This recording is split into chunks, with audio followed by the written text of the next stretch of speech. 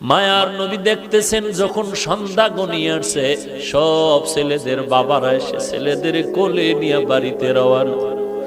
আমার মায়ার নবী ডানে তাকায় আর বামে তাকায়, খুঁজে আমার বাবাই কো, আমার বাবাই কো। আমার নবী চোখের পানি ছেড়ে কান্না করেন, এই ছেলেদের বাবা আছে, আমার বাবাই কো।